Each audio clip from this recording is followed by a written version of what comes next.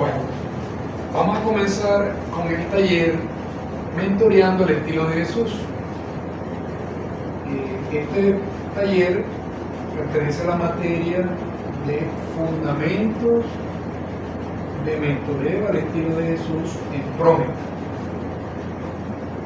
Hoy es 5 de diciembre de 2020. Bien, vamos a comenzar entonces. El contenido. Vamos a ver qué es un mentor, Jesús como mentor, los principios del mentoreo, el buen mentor, el buen mentoreado y una reflexión final.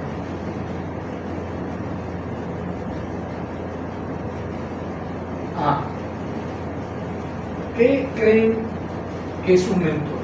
¿Qué han escuchado ustedes que es un mentor en el área que sea?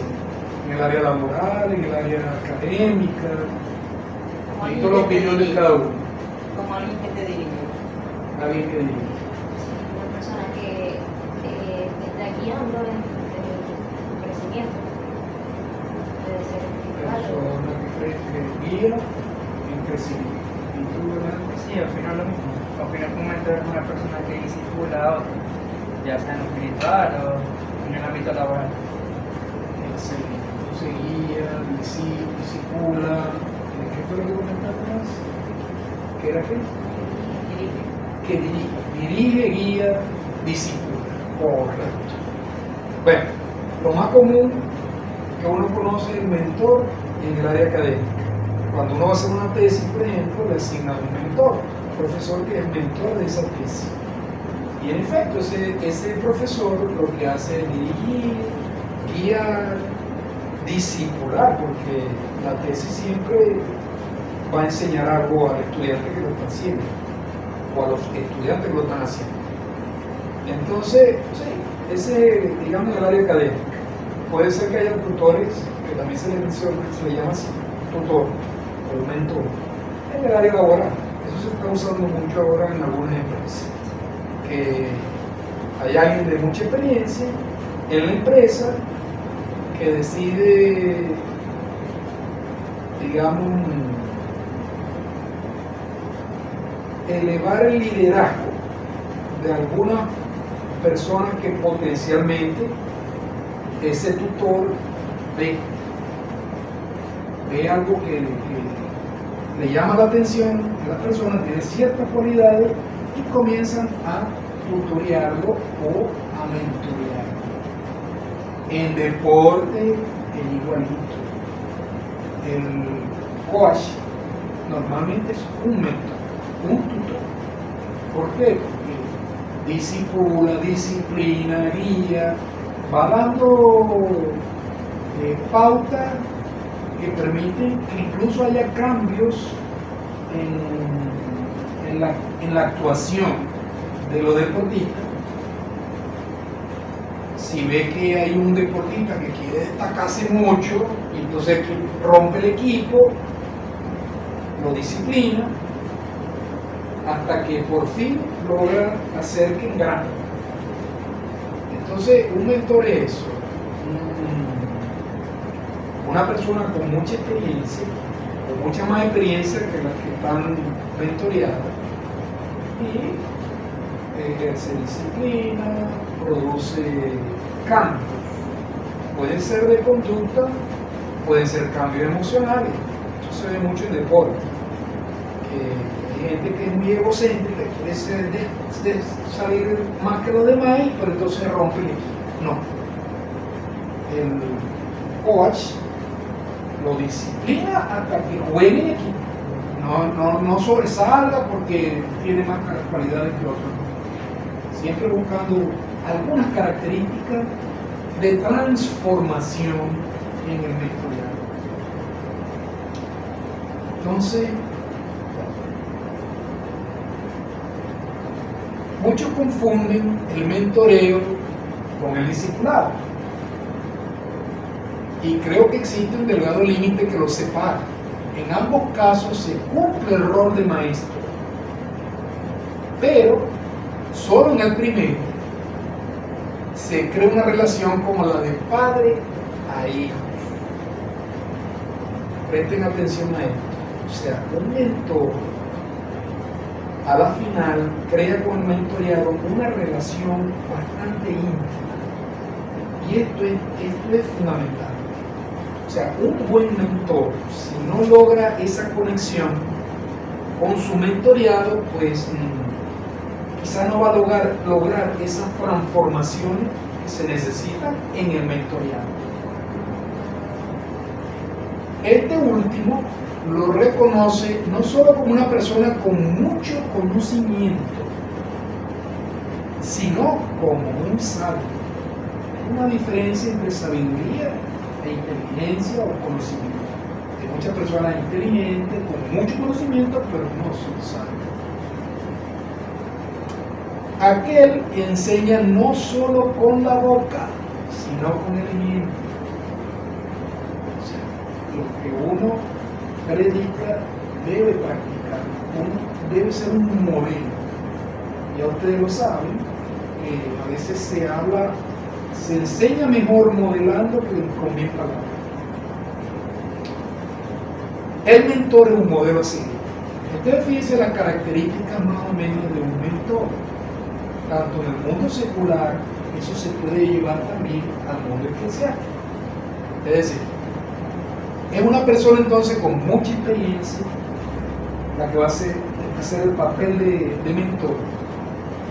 Es una persona que tiene mucho conocimiento, pero también es sabio con su manera de actuar. O sea, utiliza ese conocimiento de manera asertiva, de manera correcta. Y es un modelo a seguir. Es un modelo a seguir. Con frecuencia, un mentoreado, eso es lo que más necesita. Un modelo a seguir. Todos necesitamos aumento. No importa la edad que tengamos, no importa el conocimiento que tengamos, siempre necesitamos un mentor en la vida, sería lo ideal, en el ámbito que sea. Cuando se dice que cuando los resultados son positivos y satisfactorios, como Orgullo dice, este fue mi mentor. Eso es correcto. Fíjate que cuando uno sale ya de la tesis, uno le queda una conexión con ese profesor, ese fue buen tutor. Él fue mi tutor, uno lo dice con orgullo, no es el profesor, fue mi tutor y me enseñó esto y me enseñó esto. Entonces, en cualquier ámbito, sea laboral, sea deportivo, sea secular, académico, donde más se usa el tema de mentor, y en las iglesias siempre lo ideal es un mentor. Hay pastores, por ejemplo, que pueden ser mentores, pero, digamos, como son iglesias que a veces tienen muchos miembros, el pastor no puede mentorear a tanta gente. Otra cosa que a veces se confunde con el rol de mentor es el de consejero, pero no es lo mismo. O sea, sería ideal que un mentor fuera consejero espiritual. Pero, bueno, no siempre uno es consejero. Entonces, ese mentor Pero es una característica del deseable, una característica deseable, pero bueno, no todos somos consejeros. Hay gente que se especializa como consejero en las iglesias y son gente que hay que tener mucho cuidado porque, por ejemplo, el Ministerio de la Consolación, que un consejero sabe cómo consolar. Todos estamos llamados al servicio del consuelo, pero debemos estar preparados para eso, porque si uno no está preparado para aconsejar, porque no tiene la experiencia, por ejemplo, si uno no está casado, no puede ir a aconsejar un matrimonio. ¿Por qué? Porque no tiene la experiencia del matrimonio. Obvio que necesita tener ciertas cualidades y características para aconsejar. Lo cierto es que un mentor pudiera hacer el rol de maestro y discípulo, y lo hace. De hecho, lo hace. Obligatoriamente un mentor es un maestro. obligatoriamente. Pero no todo maestro es un mentor.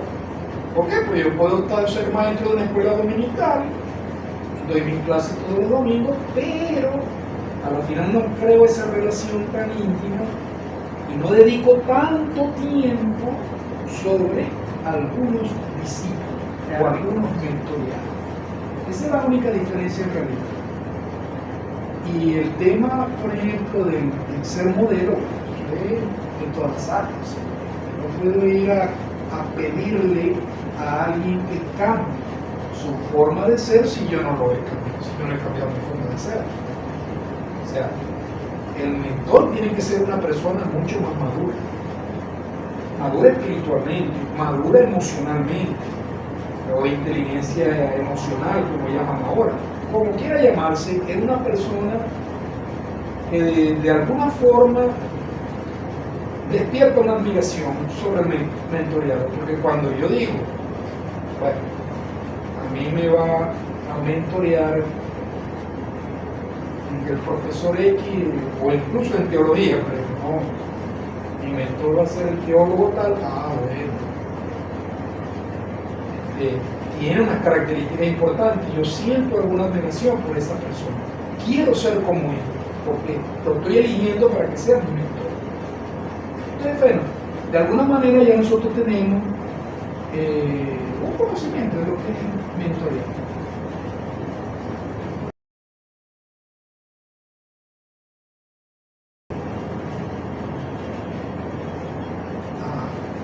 ¿Puede leer ahí? El término mentor no aparece en la Biblia. Es una palabra que se introduce al castellano por la literatura griega de Homero, en la que mentor es el amigo confiable a quien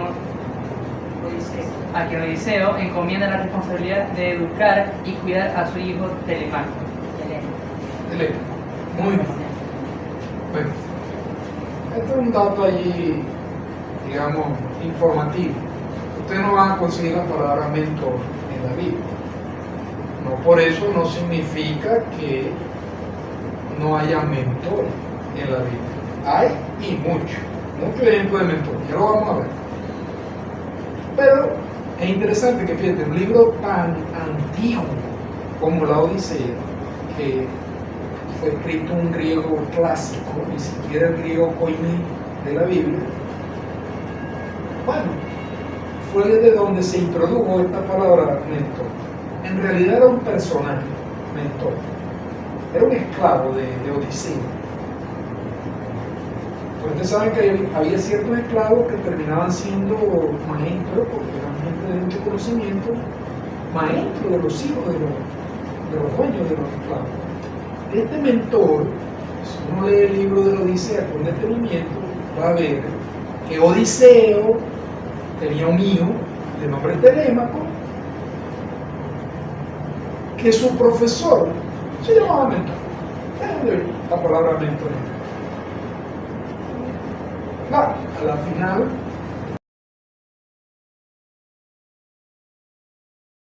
vamos a ver, fíjense, ahí no dice, yo traje un canto donde aparece la palabra, ¿ves? Dice, tú lees ahí, María Laura, léeme ahí.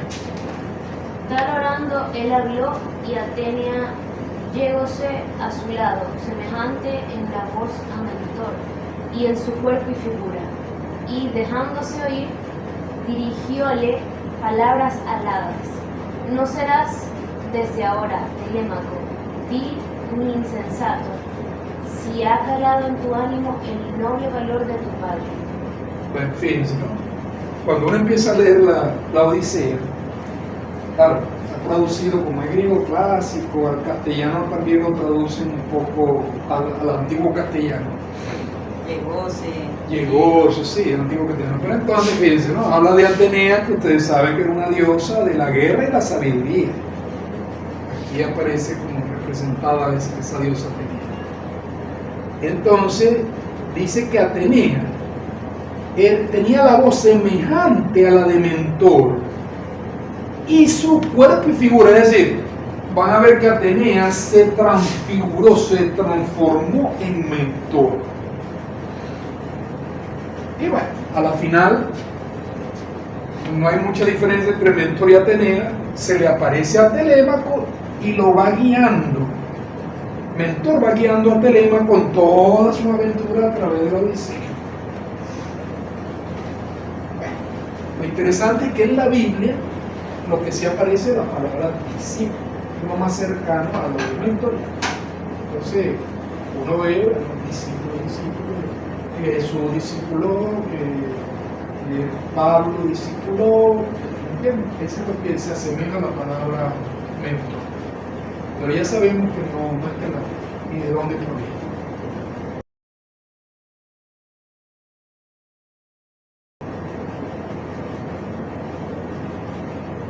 Vamos a ver el segundo punto. Jesús como mentor.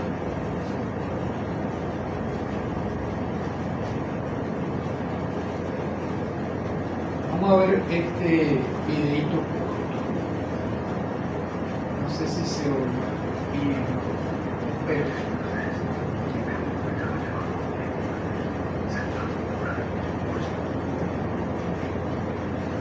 Ese es Mateo, Leví Mateo. Recaudador.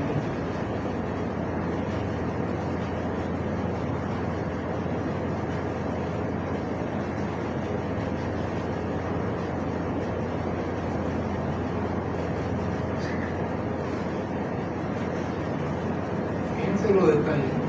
Solamente le digo sigue. Más nada.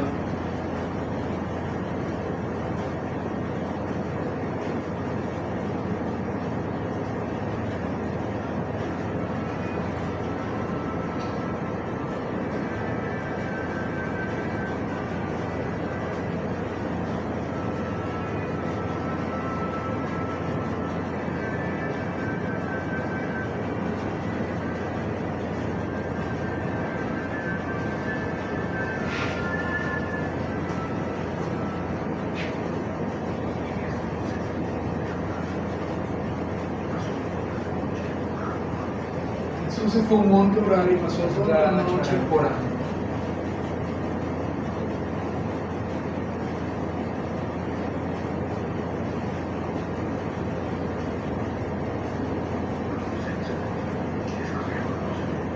Cuando se hizo de día, escogió a 12 de ellos. Entonces estuvo orando toda la noche y luego escogió 12. Pedro, Simón Pedro, Andrés, hermano de Pedro,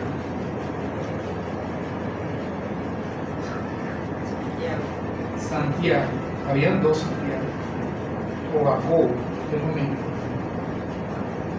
Juan,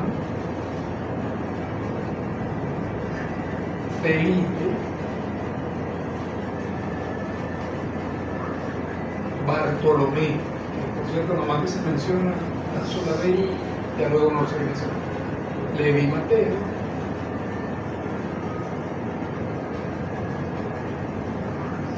Tomás el Dídimo, Santiago, hijo de Alfeo, para distinguirlo del otro Santiago.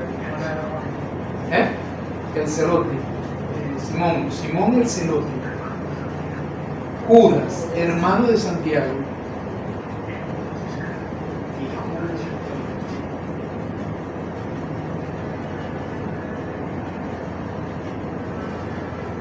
Y Judas Iscariote.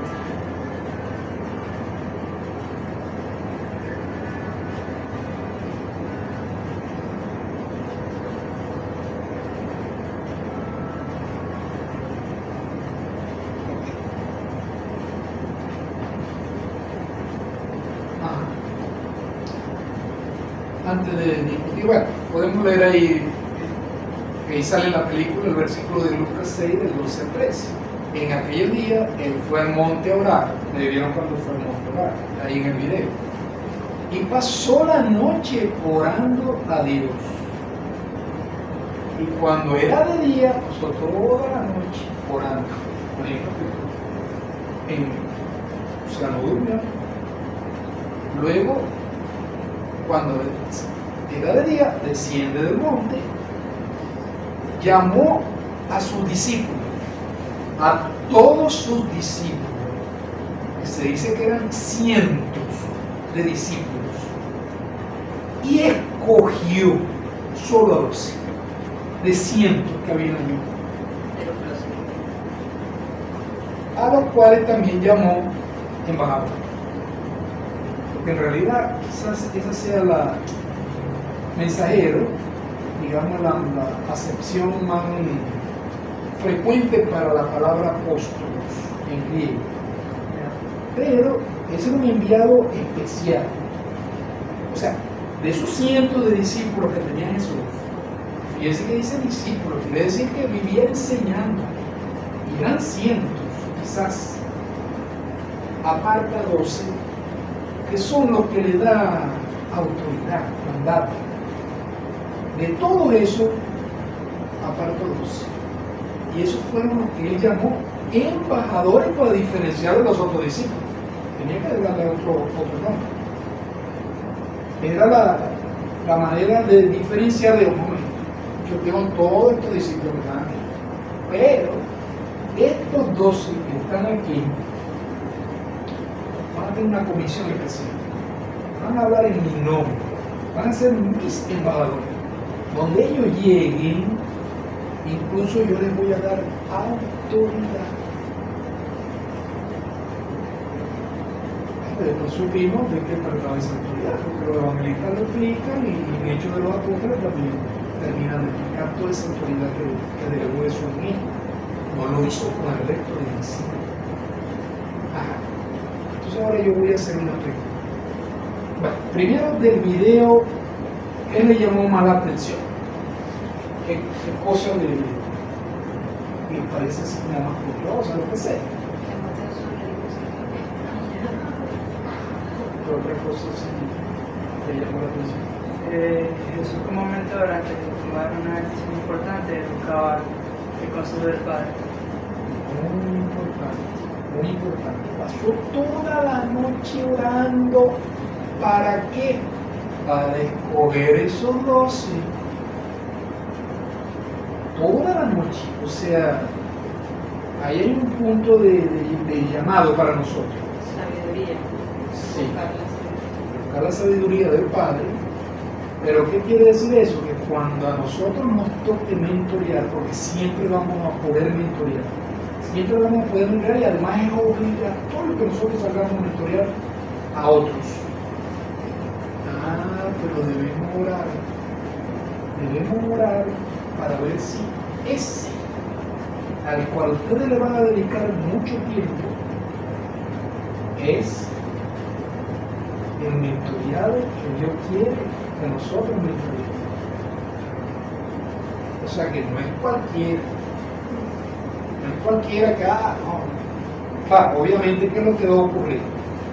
Que uno también va viendo las características de algunas personas.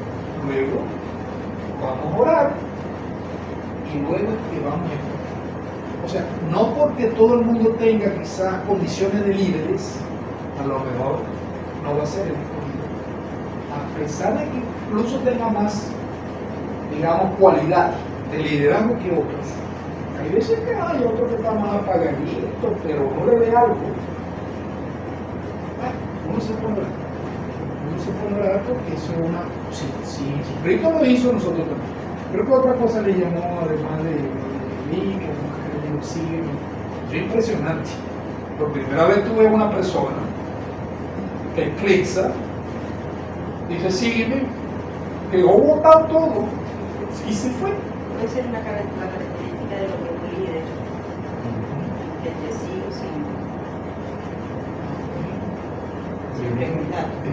además de una personalidad tipo imán, que nada más te diga líder, sígueme, dejó hasta la platica, porque mantuvo la primera una pelucita, ganaba platica. ¿Qué otra cosa le llamó la atención? La autoridad. Creo que me llamó la atención también. Aunque hay que destacar también, ¿verdad?, que para la época había muchos rabinos que tenían autoridad. Y de hecho, una de las características del rabino es que tenía sus discípulos. O sea, Jesús fue un rabino, al estilo judío, solo que era itinerante. Eso sí no era común entre los rabinos de la época. O sea, el que era rabino enseñaba en la sinagoga o en el templo o en las escuelas, las dos grandes escuelas que había para la época, que era como decir las universidades, que era la de Hillel y la de Shammai. Ahí también se enseñaba, y estaban los más eruditos de todo lo que se enseñaba la Torá. Y bueno, los demás libros, además de la Torá, ustedes saben que los judíos tienen libros que ellos consideran sagrados, pero no lo son, que es lo que llaman la tradición, la Gemara, una cantidad de bueno, de los discípulos yo quiero hacer algunos comentarios antes de hacer otra pregunta. Primero, él es un restaurador de impuestos.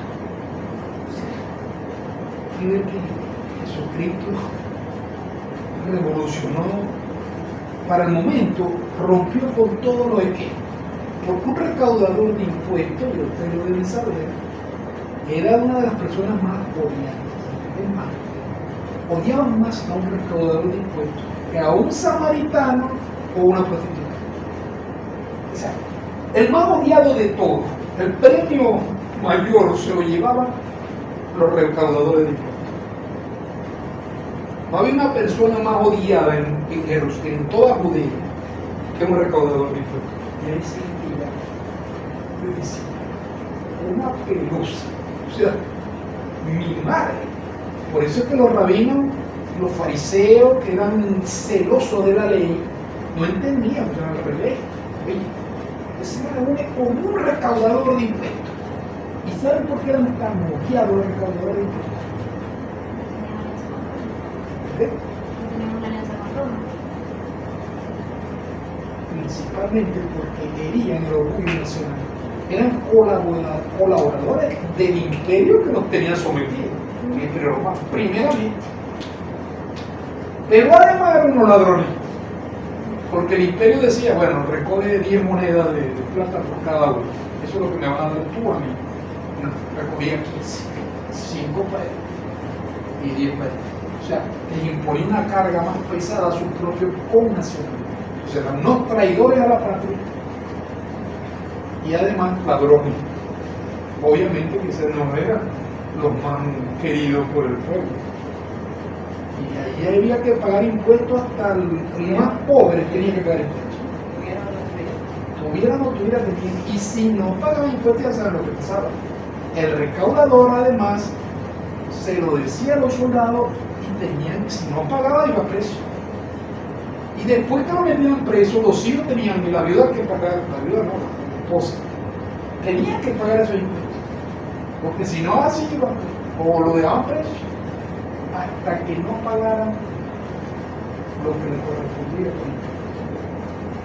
Pero ese es uno de los que llama Jesús, su discípulo. Porque rompió con todo el que no solo discípulo, ya estamos viendo que era un discípulo especial, un embajador de él, que se hablaba en su nombre, en el nombre de Jesús. Y eso se acostumbraba a los rabinos. Un discípulo, un rabino tenía que decir, ¿en nombre de qué rabino el que tú estás enseñando? Ah, de Hillel. En el nombre de Hillel también. Era respetado. Pero fíjense que siguiendo con ese esquema, ahí Jesús escogió a Simón el Celote. ¿Saben lo que es celote? ¿Qué es celote? Un celote, un guerrillero. Era un guerrillero. Había saduceo, ese era un partido político.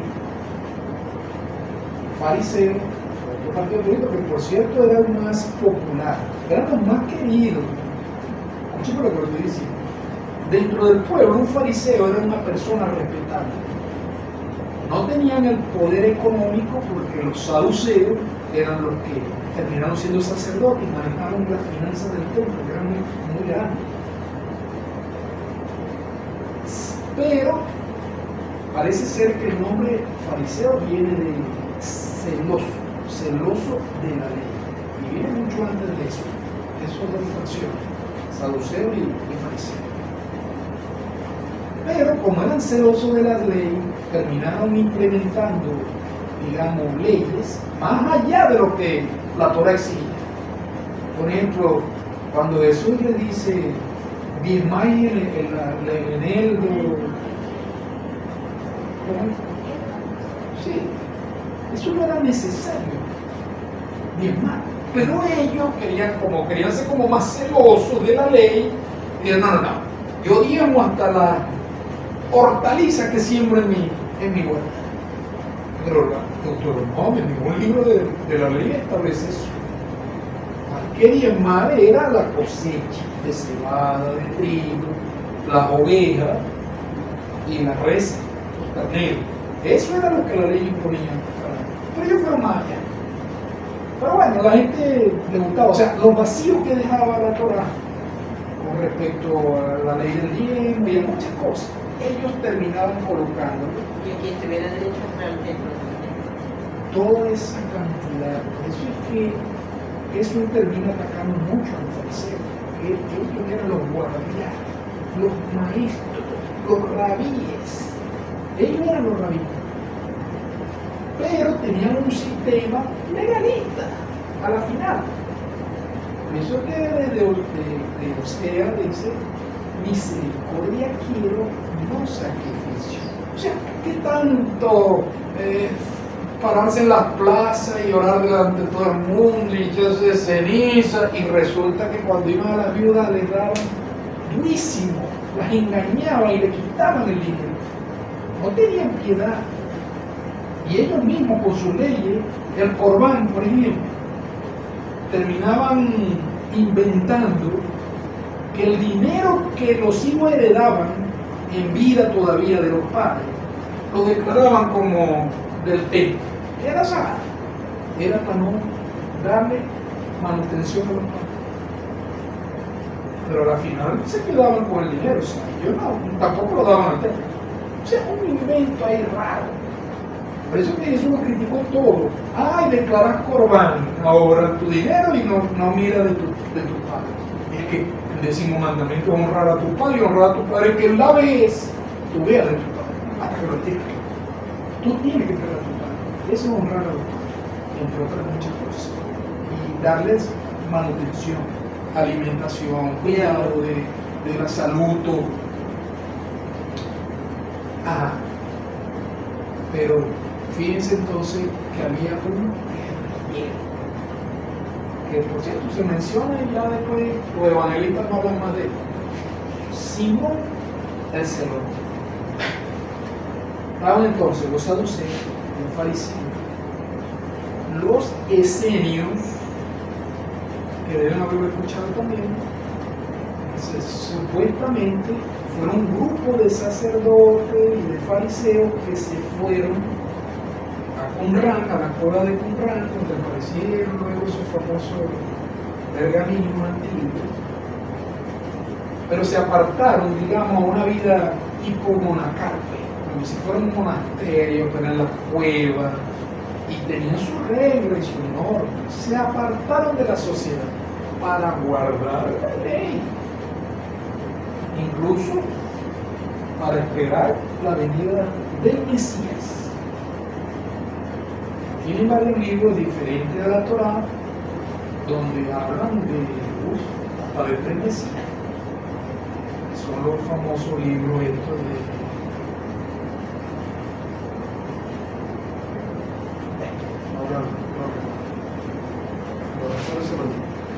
lo cierto es que entonces tenemos saduceos, fariseos, esenios y los celotes. Los celotes, en efecto, eran los guerrilleros de la época. ¿Por qué? Porque ellos querían liberar al pueblo de Jerusalén, de Judá, los judíos, del dominio romano a espada. y se escondían en las cuevas, y si pasaban soldados, lo mataban. Es más, muchos especulan que los dos ladrones que estaban en la cruz al lado de Jesús eran celosos. ¿Por qué? Porque con frecuencia el castigo del madero, crucificarlo era para rebelar. Claro, una especulación. También se le podía dar a asesinos. Pero tenía que haber cometido un crimen muy grave. Y para los romanos, el rebelarse contra el imperio es uno de los peores crímenes. Entonces, Jesús acepta un celo como embajador.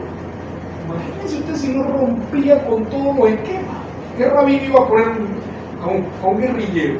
Claro, ese guerrillero tuvo que haberse, digamos, convertido. Seguramente no le estaban persiguiendo tampoco. Pero o sea, que lo hayan destacado como Simón el celote, los evangelistas, es un gran llamado de atención a cómo Jesús escogió a esos embajadores. Ya lo demás lo conocemos. De ese grupo de 12, por cierto, todos eran galileos, todos, excepto el Iscariote. Parece ser Iscariote de una región de Judá. Entonces todos venían de allá, de Galilea. Tenía un acento galileo. ¿No es cierto? En Marco, cuando a Pedro lo descubre por ese acento. Cuando él no niega a Jesús 3 veces y que sale con densidad de Galilea, por el acento, como decir maracucho. O sea, hablamos español, pero el maracucho es distinto. Bueno, Judá no era todo lo demás era Galilea. Y Jesús era de crianza galilea. Nazaret estaba en Galilea. Él se cría en Nazaret, nace creyente, pero todo su ministerio, prácticamente el grueso, es en Galilea y en las aldeas de Galilea. Claro que sube a Jerusalén, sube a la iglesia, en las distintas fiestas.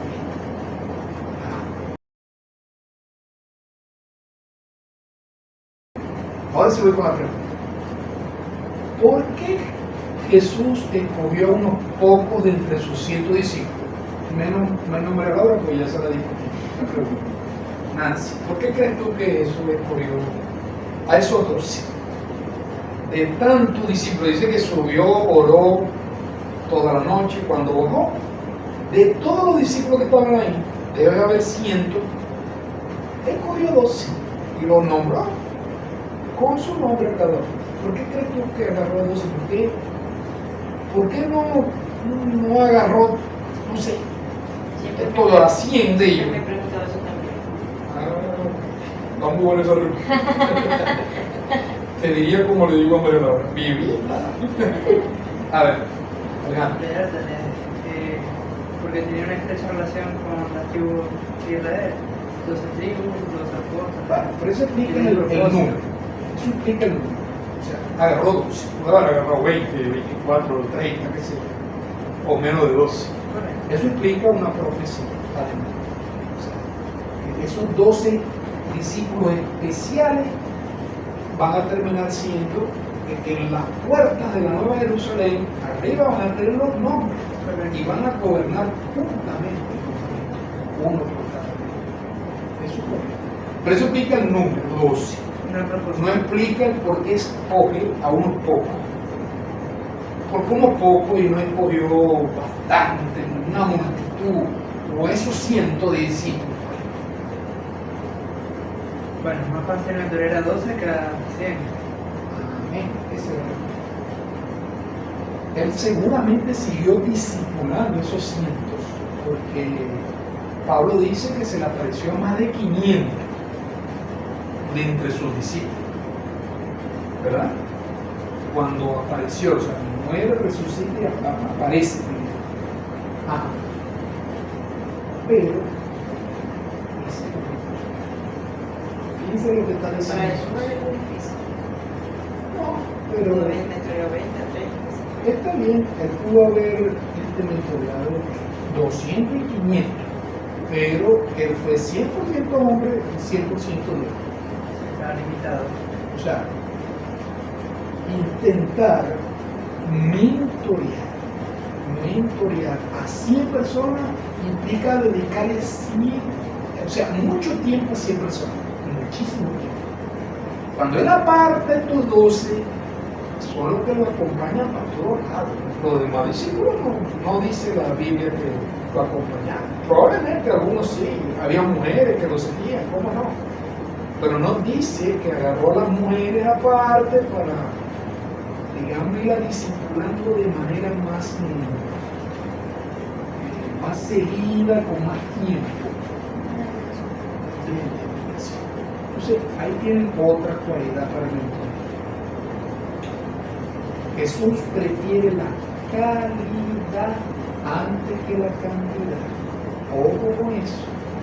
Porque las iglesias hoy en día, los pastores, lo que están es desesperados por la cantidad, se preocupan cuando no hay muchos feligreses viniendo a su iglesia.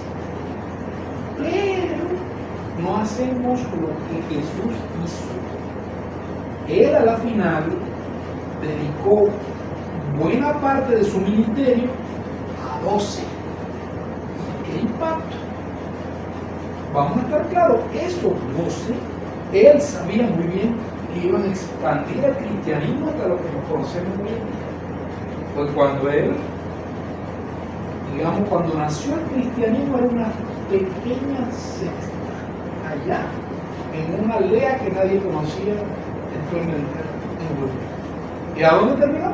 En todo Occidente. En todo Occidente, claro. Quizás el que mayor impacto causó al crecimiento del cristianismo fue Pablo, que no caminó con Jesús. Y él mismo se llamó apóstol, pero no que eso lo nombró él. Por eso él decía que era el último, como un abortivo. Y aparentemente había como mucha discusión a que él se llamara el apóstol de los gentiles. Pero, sin lugar a dudas, primero la mayor parte del Nuevo Testamento fue escrito por Pablo. Pero además sembró por todo el Mediterráneo las iglesias que terminaron impactando a todo el mundo occidental. Quizás no para Oriente, claro, después vino el islamismo, los musulmanes, esa es otra historia más reciente. Pero, fíjense, antes de él morir, dedicó solo a 12. Y oró, recuerda. Entonces, si hay iglesias que quieren ser como Jesús, el clave es el punto. No es una multitud, es calidad.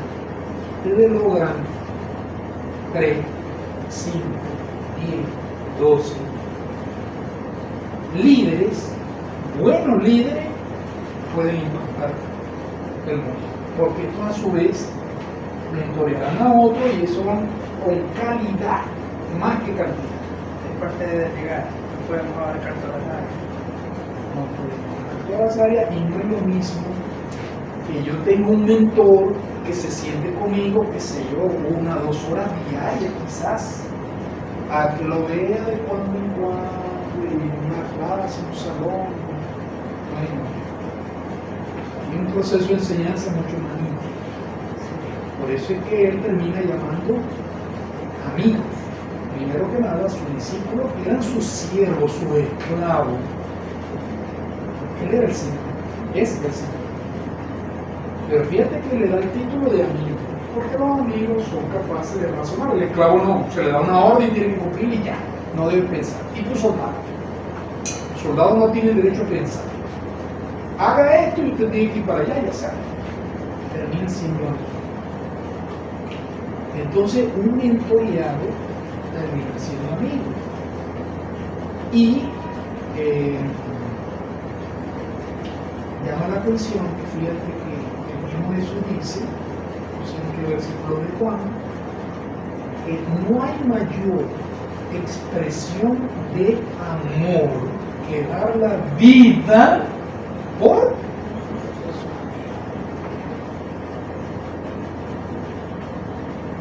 dice que esa es la mayor expresión de amor, pero es una madre capaz de matarse por un hijo. Eso no me acuerdo de una madre, por sus hijos. Más nadie va a dar la vida por un hijo. Claro, no es un amigo, es un hijo. Él también lo llamó hijo. Hijitos, hijitos, hijos, hijos, todo el tiempo hijo. Esos embajadores pasaron a ser sus hijos. Él era el padre espiritual, pero también era amigo. Y menciona que esa es la mayor prueba de amor. La mayor prueba de amor es, ¿vas a perder la vida? No. Es la mía la que voy a entregar. Nadie hace eso. En un caso de peligro, no lo hace. Es una madre, un padre, un familiar, un esposo, una esposa, quizá un novio, una novia, hasta allí. Bueno, entonces ya vimos algunas cosas claras.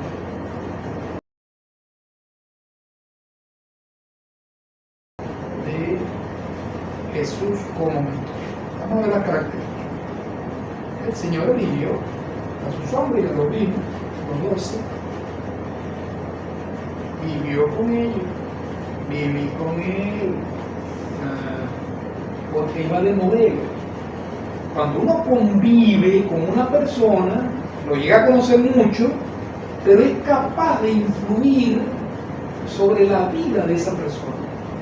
Transformar es la palabra clave. Puede tener unos valores muy malos, las personas del mundo, cuando venimos nosotros del mundo, venimos con unos antivalores.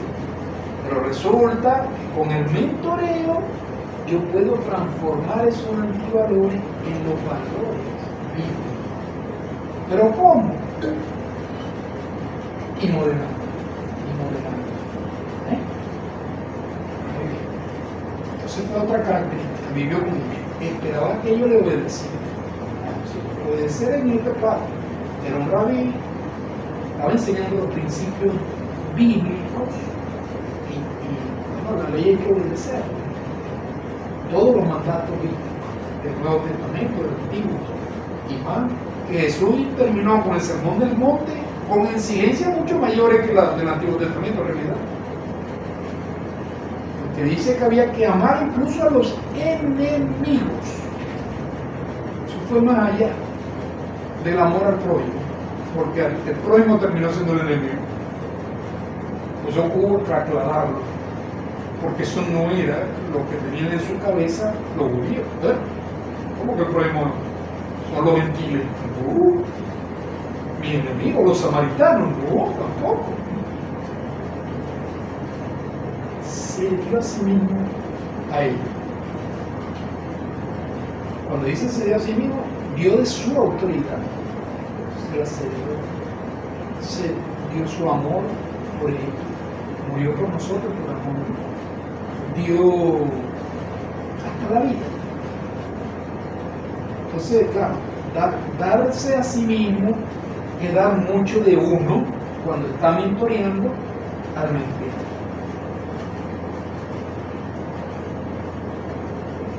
Les enseñó cómo vivir, obviamente, por eso es importante que ellos estuvieran para arriba y para abajo con eso. Porque en cada oportunidad fue una oportunidad de enseñanza de vida. Les dio tarea para que hicieran. Cuando envió a los 70, fue una manera de darle su tarea práctica. Ya les enseñé cómo tenían que hacer. Ahora vaya y pónganlo en práctica. Pero se van a ir de dos en dos. Y van a hacer esto. Cuando vengan, me echen al cuento. ¿Qué fue lo que pasó?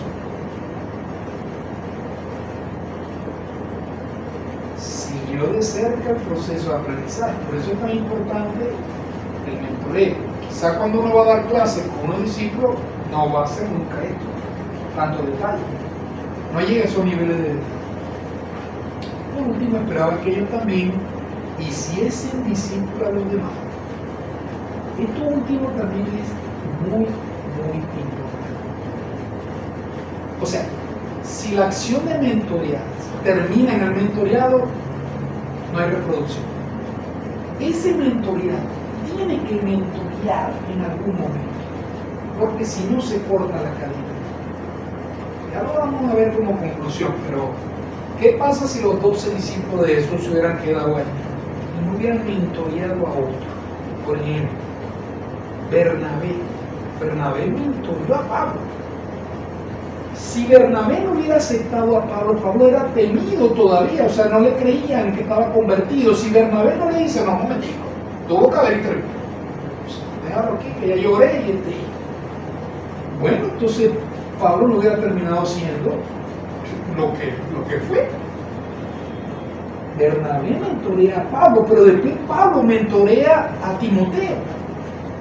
Y hay una cadena. Y seguramente Timoteo siguió mentoreando y así va la cadena. Por eso es que impactaron desde Jerusalén hasta Ilírico, que era considerado lo último de la tierra en ese momento. Una región de Macedonia, Ilírico. Eso es que Pablo dice, fue llenado todo del Evangelio de Cristo desde Jerusalén hasta Ilírico. Como dice el Señor en la Gran Comisión, hasta toda la tierra. Bueno, entonces, con esto terminamos el segundo punto. Ya nos hemos dado cuenta que Jesús fue más que maestro, un mentor para esos discípulos escogidos aparte. Y es una característica que no todas las iglesias están cogiendo. Ahí llevamos una pata chueca. Por eso quizás es que no impactamos, la iglesia no termina de impactar grandemente con el Evangelio de Cristo a toda digamos, donde están geográficamente. Claro. El Señor planta una iglesia en un área para que evangelice por lo menos el entorno de esa iglesia. Okay. Ahora vamos a ver los principios del mentoría. Pero si quieren hacer un breve también para que hermano, bravo. Vamos a parar ahí la grabación. ¿Cuánto tiempo llega? Como una hora.